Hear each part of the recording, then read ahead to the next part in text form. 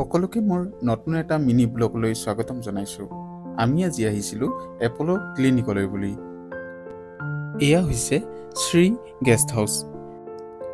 যিহেতু আমাৰ ক্লিনিকৰ ৰিপৰ্টসমূহ আহোঁতে পলম হ'ল, সেয়েহে আজি ৰাতিটো আমি শ্ৰী গেষ্ট হাউচত কটাম বুলি সিদ্ধান্ত কৰিলোঁ।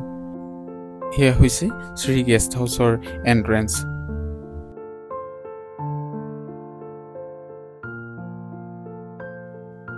আহকচোন আমি ৰুমৰ ভিতৰলৈ সোমাই যাওঁ। এয়া হৈছে এটা ডাবল বেডৰ ৰুমৰ পৰিৱেশ। ইয়াতে সুন্দৰকৈ এখন বিচনা, মিৰৰ্ছ আৰু যিখিনি বস্তু আপোনালোকক এটা ৰুমত থাকোঁতে প্ৰয়োজনীয় প্ৰতিটো বস্তুৱেই ইয়াতে উপলব্ধ। এয়া হৈছে নিট এণ্ড ক্লিন ৱাছৰুম।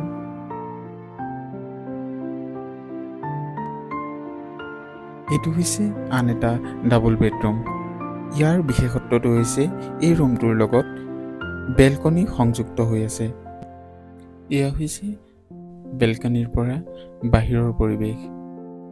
আপোনালোকে যদি ডাউনটাউনৰ ওচৰত এখন নিট এণ্ড ক্লিন হোটেলত থাকিব বিচাৰে, তেন্তে শ্ৰী গেষ্ট হাউচত এদিন ষ্টে' কৰি চাব পাৰে।